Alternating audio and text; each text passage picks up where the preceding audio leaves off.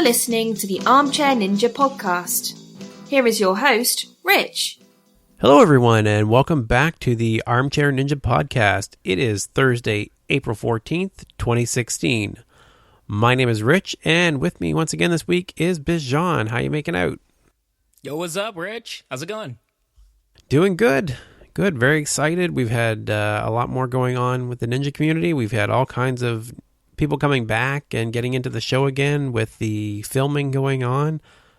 Speaking of which, Bijan was at last week's filming of the LA finals. How did that go? Hey, it was fun, man. There was so much happening. Just to give everybody, make it clear for everybody, I'm not going to talk about any ninjas that's going to be there. I'm not going to talk about any spoilers. No, nothing like that. So don't worry. Don't trip. I got you.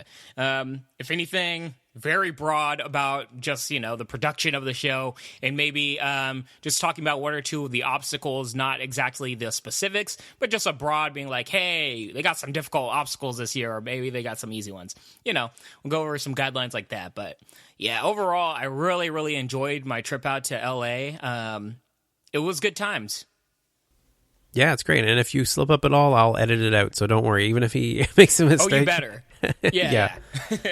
I'll be the only one angry at him if he spoils it for me. So we'll go over the LA finals in as much detail as we can safely without spoiling anything for anyone. We'll talk about the upcoming taping schedule. We'll do our video of the week.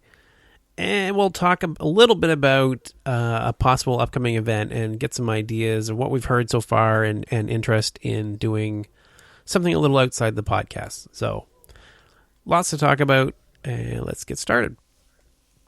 So, as we mentioned, Bijan, you went to the finals, right? So it's 2 nights, the filming typically. They have the qualifier on the first night, and then the finals, what we see as the city finals the next night. And you went to the finals, is that right? Yeah. I only had time to go to one of the recordings, and I was like, look, if I'm going to the finals, I'm not there to see a million people just fail at one obstacle. It's like, I want to see the nitty-gritty, right? And yeah, I mean, what can I say? The people that no, I'm not even going to go there. I'm like walking on tightrope here, man. I'm like, what can I say? Damn. I was really entertained by the level and quality of athlete there. How about that? Okay, how about this? So anybody that you mentioned that you saw there, I pretty much assume that anybody, even if you failed the first night, so let's say Jessie Graff. So I saw a picture of her standing around with the other women that were there. I'm assuming she's going to be there both nights, regardless of how she did. So you don't have to worry about spoiling that, I would say. So did you get to talk to her again? How did that go? Yeah, I talked to Jessie after the event.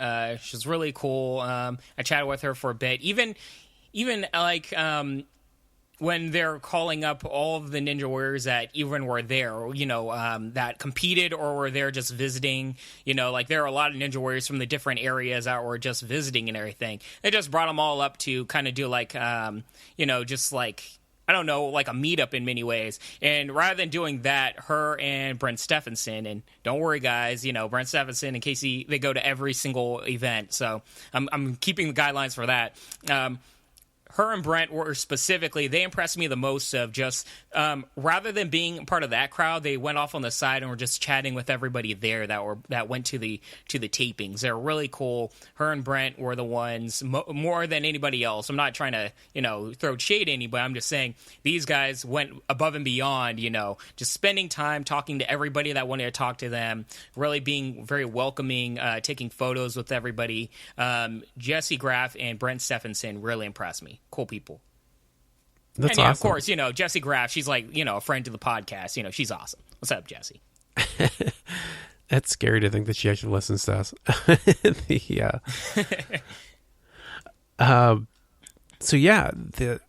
So we do know about the quintuple steps. So what did you got to see them run those? Oh, so yeah. What was up with those? So how did that seem? Boy, well, first of all, man, like the pictures don't even show it justice. That thing is huge in real life. I looked in front of that. I'm like, how the heck is anybody going to do this? Oh my God! So clear up some things that we were wondering about. The pegs on each side do not move, so they're very stationary. One thing that you don't really get a sense of from the pictures, but is true in real life, is the pegs are a lot wider than they look like. So it's almost as if you wanted to, you can kind of like jump on one post up and then jump from one to the other. So it's not a situation where you have to, spring forward like back to back to back. You can jump from one to the other and hold on. It's a very entertaining obstacle. It's a very good step up from what was previously before. And one thing that I really appreciated, and this was very much for the entire course, as a matter of fact, was there were no obstacles where it felt cheap. One example that I always bring up is last season we had the hourglass drop, where it was predicated way too much upon almost precision and luck rather than just athletic skill, where, I don't know, for me, I felt like it was cheap. We saw way too many really great athletes just fail by messing up one small little thing that wasn't completely predicated based upon skill. And luckily, none of the obstacles or revisions or anything that I saw felt cheap. Every time that somebody failed any of the obstacles, it was warranted based on skill rather than some little tiny small thing that was based more upon like some kind of, like screwy rule that the producers decided to make. So I was really happy about that. That was my biggest fear going into the season. At least for the LA tapings, you don't have to worry about seeing that. And even with that, I will say we have some really exciting ninja killers and new obstacles. Oh, ninja killers are fine as long as they're fair. So that sounds exactly, really promising. Yeah. And they definitely were fair. But woo, oh my God, they're so creative. Like the new obstacles that they have on this show. All I gotta say is, do not worry, everybody. They are creative. They are fun, and it's really interesting seeing the ninjas kind of tackle these new obstacles because before it's kind of like, all right, I'm just gonna use my grip strength. I'm just gonna use my upper body. I'm just gonna use my balance. A lot of these newer obstacles, it's a lot trickier than that. You really have to think about technique and precision and different body parts. And I'm trying to be very vague with it, but let's just say you're gonna have to be skilled all around. So how many, let's say, what is it? I should know this right off. 10 obstacles, is it? Whatever it is, about how many would you say were brand new that you've never seen before? Brand new, I would say about 4. But with that, there's also revisions to a lot of the classics that or a lot of the favorites. So overall, the course looks very different than what we're used to. But yeah, I appreciate that because we don't want a completely new course where it's kind of just like, what am I looking at? But yeah, it's a good mix. I'd say about 50-50. For this course, I'd say it's about 4 brand new obstacles. I have a feeling at other cities, it might be 5 brand new obstacles. Okay, and the ones that have stayed, are they all modified? I mean, the warped wall we know is a little higher, but that's still looks very familiar, I guess. Is that similar changes to the other ones? I would say yes, everything is modified, but the very last one, and I'm not going to say what it is. Okay. But can probably think of it and, have a good guess. Yeah. So we've got like basically 3 options for that. That's fine. That's cool. Yeah. All right. So that's some cool stuff. Let's just say I'm not complaining. What did you, were you surprised by anything? Did you get there and find like there was something odd about it that you weren't expecting? Like, I don't know. I keep thinking that the crowd, when I went to there's a lot of talk of the crowd noise being pumped up. Was it really quiet and intense? That was interesting, man. I have to eat crow on this one because I completely was expecting some lame duck crowd. I always bring up, they piped up the sound and everything. And, they do that because it is a show. But I have to say, the crowd was into it the entire episode. People were just cheering and going crazy. Obviously, the more well-known ninjas, they would be much more excited for. But even the lesser-known, like people that are brand new, everybody gave them a fair shake. Everybody really showed them a lot of respect.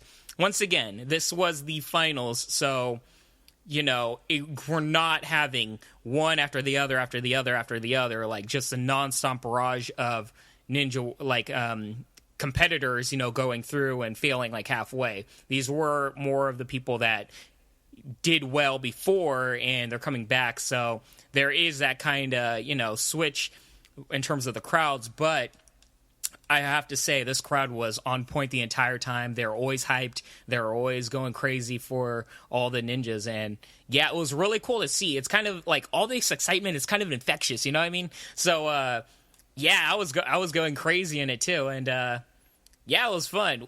Obviously, I'll talk more about everything that happened this whole recording when we finally cover the LA episode. But I will say I had a blast, man, and keep an eye out for me. Let's just say you're probably gonna see me quite a bit in the background on camera.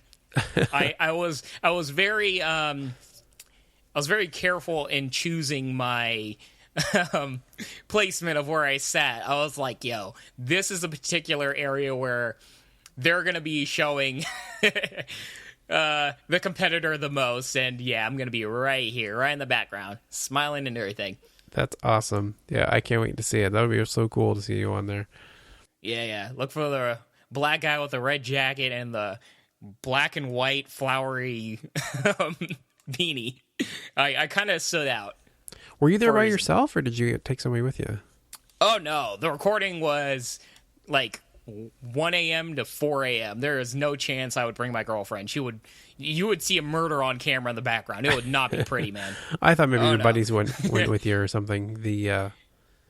So at 4 a.m., did you have to drive all the way back to your house? Yep. And I worked as, I think I came back and an hour later I went to work for a full day shift. It was yeah, that was a fun time for me, but oh, that's brutal.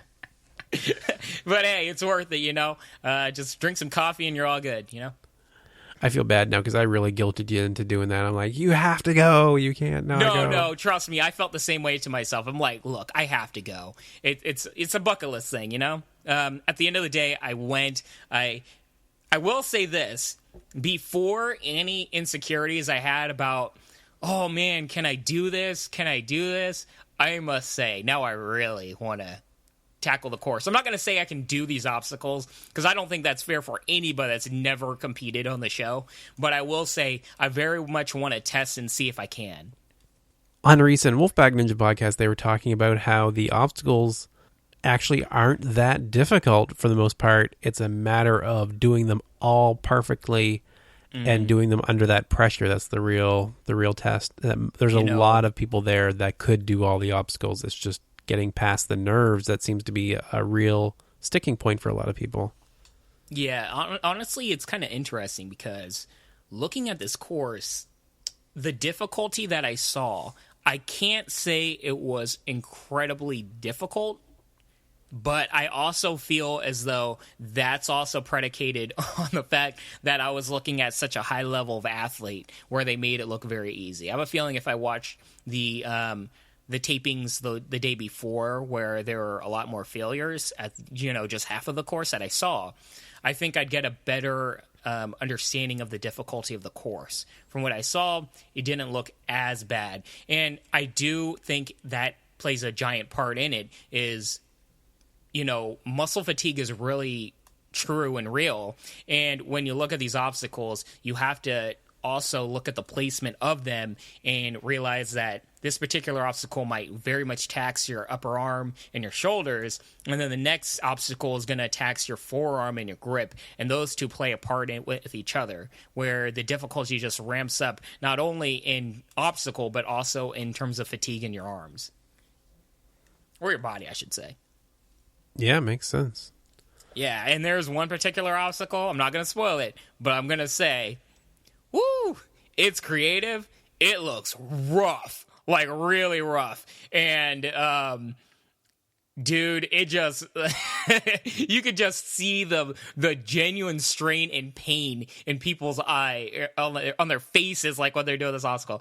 I was so happy. I don't know, like I have to go to like a psychiatric place because I was so giddy every time someone was like screaming in pain. I'm like, oh yes, suffer more, suffer. It was great, but that's the Spartan in you there, I guess. So did you find it actually, I think it would be safe to talk about, we speculated that it would be very balance heavy. Did you find that, or was it still very upper body? It was still upper body. However, they do have more balanced obstacles. I will say that. And the ones they did, I really appreciated. It was creative. It wasn't something like Sasuke. They have some creative balance obstacles, but most of the time it's the same few obstacles. They don't change it up a lot when it comes to the balance aspects of Sasuke, and I was afraid that they were going to do something kind of plain level, like, hey, go across a slack line or something. Obviously, slack lines are not easy, but I have a feeling a lot of these athletes probably train on slack lines, so they might make it look easy. The obstacle they did, the ninjas that were very good at balance, they made it look real easy. But I also saw some people fail, and when they failed spectacularly. It reminded me a lot of Team Ninja Warrior, where you just see like this giant like splash and just water goes everywhere, and it's just crazy. It was like that. It was fun times, man. Nice. Sounds really exciting. I can't wait to see it myself in person. Oh yeah. All right. So if we look ahead to the taping schedule, they've got Indianapolis is next. That's April 27th and 28th. Oklahoma City is going to be May 13th and 14th. Philadelphia, woohoo, on May 26th and 27th. That's all you. And Las Vegas will be June 15th to 20th. And I hadn't noticed that before. It's a 5-day schedule. I kept thinking it was 2 days there, too. I don't know why. No, it makes sense. I mean, Vegas is like the big ones, right? I'm pretty sure they have to make sure everything's filmed properly. And you also have to remember that they're doing the specials in Vegas, too. So that's probably taking up some of the time as well.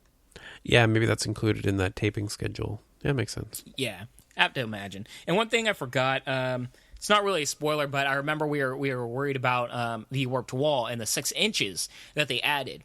I will say, I don't think we have to worry too much about that, the extra added length, because the 6 inches, from what I saw, weren't necessarily upwards, adding upwards. It was more of the curve and the lip of the warped wall. So even though it added some height to it, it wasn't as extreme or worrisome as we thought.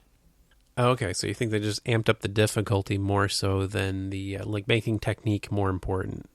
Yeah, it was more like it protruded a little bit more of a lip. Cool.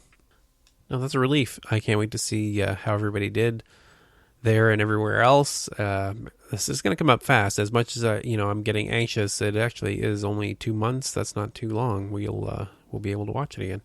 Yeah, that's a crazy quick turnaround for a reality show. I mean, most reality shows, they record a good 9 months prior to it airing. So props to the producers and everybody making the show. They're very quick. Yeah.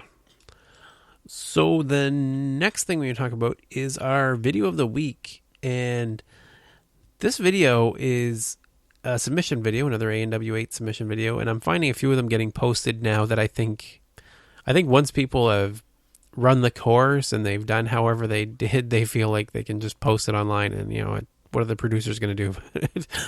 Yeah, it makes sense, right? Because to be chosen on the show, you shouldn't post it online. But once you're on this show, it's free reigns, right? Yeah.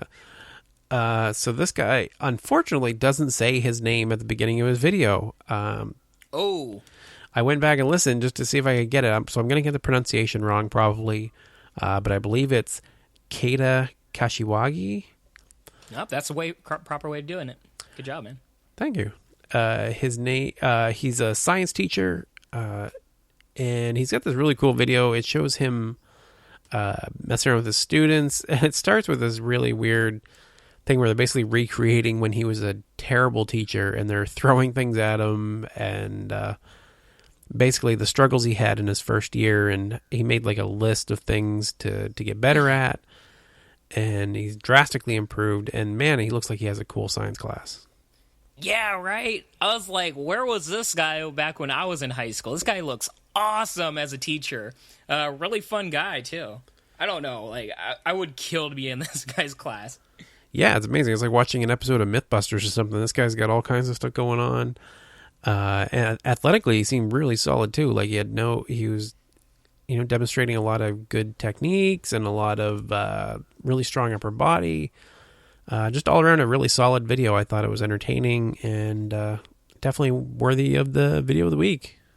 Oh, yeah, definitely. Hit all the high marks. It was fun, entertaining, funny as all heck. He's got adorable children. He's got a good story at the end. He talks a little bit about himself. And I might be a little biased, but any teacher that wants to be on the show, I'm giving all my support for. Because, teachers, they don't get the respect they deserve. It's a really hard job. It takes a lot of time. And trying to, go after your dreams of becoming a ninja warrior as well, that's awesome. Yeah, so good job, Kata, and we'll send you a shout out there for that. And next, I want to give a little, we'll have a little blurb here from another podcast similar to ours, but this one is dedicated more to Sasuke, the original Ninja Warrior in Japan. Go Sasuke! Hello, this is William. And this is Arsenet. Join us every month as we take a casual view, usually quite extended. We'll let me go for, 2 hours? Yeah, that's a pretty fair generalization. Yeah, well, where we discuss all things Sasuke, the original Ninja Warrior. And, quite frankly, whatever else strikes our fancy. So check us out at the Final Stage Podcast on iTunes, Podbean, YouTube, and at finalstagepodcast.com.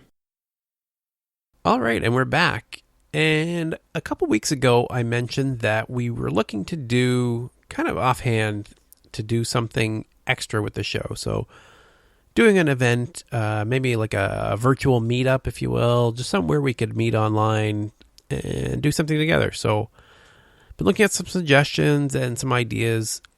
And one thing I was looking at was possibly doing a Twitch live stream of a game.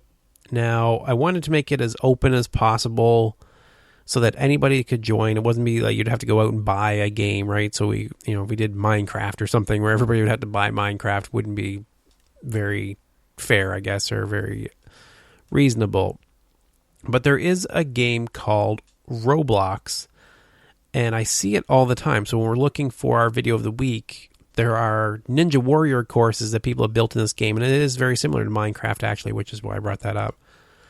So there's like a Roblox Ninja Warrior course that you can run.